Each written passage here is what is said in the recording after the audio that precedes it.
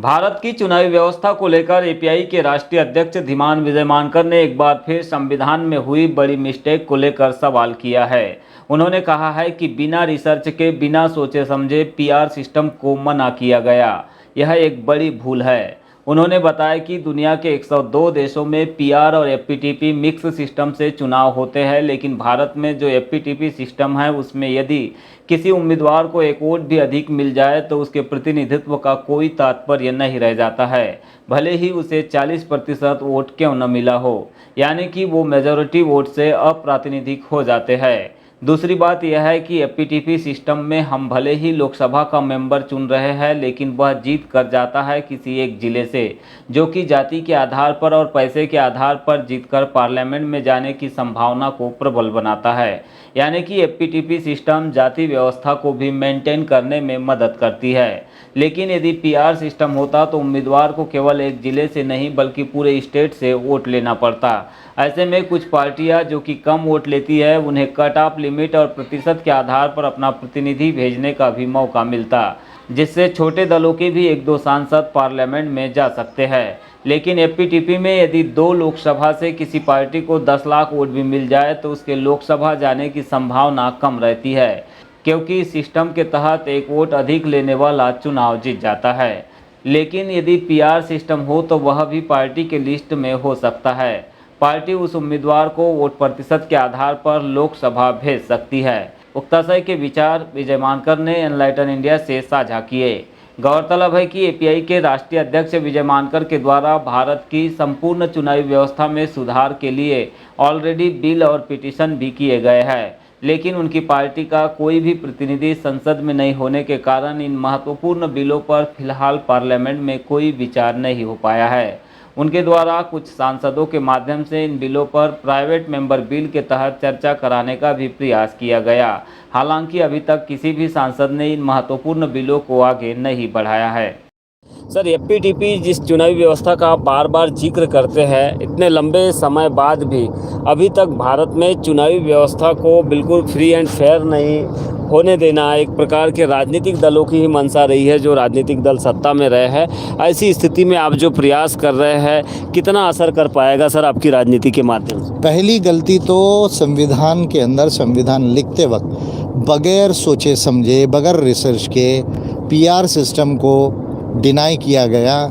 जब सैयद कमरुद्दीन कह रहे थे कि पीआर सिस्टम देश में होना चाहिए और भी मेंबर पार्लियामेंट्स उसको जो है कॉन्स्टिट्यूएंट असेंबली के सपोर्ट कर रहे थे, मेंबर ऑफ कॉन्स्टिट्यूएंट असेंबलीज, उस समय बगैर सोचे समझे, बगैर रिसर्च के पीआर सिस्टम को नहीं बोलना, एफपीटीपी को कहना कि ये सिस्टम होगा, मैं समझता हूँ कि ये सबसे पहले बिना सोचे समझे जो किया हुआ एक बड़ा मेजर मिस्टेक था। इस बात को हमें समझने की ज़रूरत है। जहाँ तक एफपीटीपी का सवाल है, देखिए एफपीटीपी को मेजॉरिटेरियन इलेक्ट्रल सिस्टम कहा जाता है। दुनिया की 102 डेमोक्रेसी से ज़्यादा जो डेमोक्रेसीज़ है वर्ल्ड के अंदर में, वो प्रोपोर्शनल रिप्रेजेंटेशन सिस्टम एंड आपकी जो है वो एफपीटीपी के मिक्स सिस्टम में इलेक्शन कराती है। एक महत्वपूर्ण बात है, एफपीटीपी में आपको अगर एक वोट भी ज़्यादा मिल जाए तो आप संसद जाएंगे, दूसरा आदमी घर बैठेगा। ये ज़रूरी नहीं कि आपको 51% वोट मिले। अगर आपको 30-35% में वोट में भी आपको एक वोट ज़्यादा मिल जाए तो आप जाएंगे, यानी जो मेजॉरिटी वोटर्स है वो अप्रातिनिधिक हो जाते हैं। दूसरा, first pass the post system में हम जिले का प्रतिनिधि चुन रहे हैं, भले हम लोकसभा भेज रहे हैं पर वो हमारे ज़िले का है, तो ज़िले में कास्ट डोमिनेंट होती है, लोकल इंटरेस्ट डोमिनेंट होती है। तो जो डोमिनेंट कास्ट का जो अलायंस होता है और जिनके पास पैसा और ये होता है, उन लोगों की जीतने की संभावना ज़्यादा होती है। यानी एफपीटीपी कास्ट सिस्टम को भी मेंटेन करने में मदद करती है।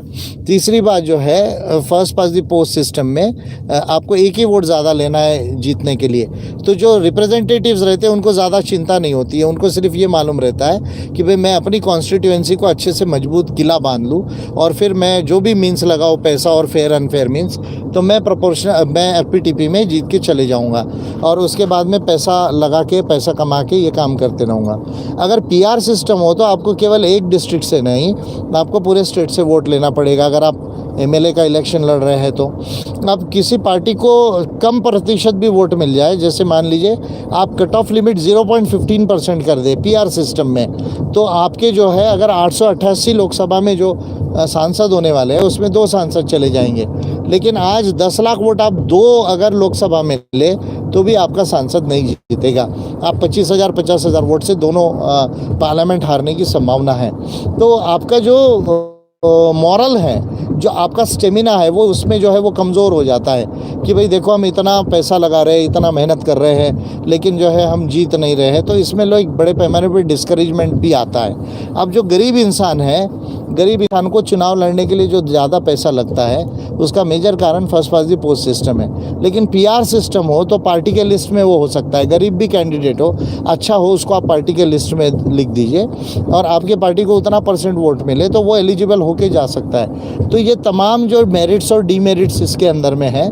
और प्रोपोर्शनल रिप्रेजेंटेशन सिस्टम में अगर प्रॉपर कट ऑफ लिमिट 0.15% का कर दिया जाए तो 95% से ज़्यादा वोटर्स का रिप्रेजेंटेशन संसद में हो सकता है या विधानसभाओं में हो सकता है। तो आपको जो रूल मेकिंग, जो law making and policy making का जो चांस है वो मिलना आसान हो जाता है। तो इसमें अच्छे लोगों की जाने की संभावना ज़्यादा बढ़ जाती है।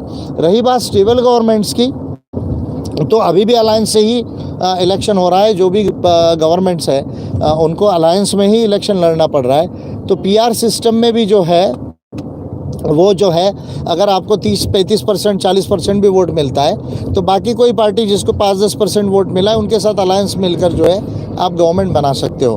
तो उससे कोई अनस्टेबल गवर्नमेंट जो है वो नहीं बनती है, उसमें भी स्टेबल गवर्नमेंट्स आती है। बेस्ट एग्जांपल इज जर्मनी, जहां इतना स्टेबिलिटी से गवर्नमेंट चलती है।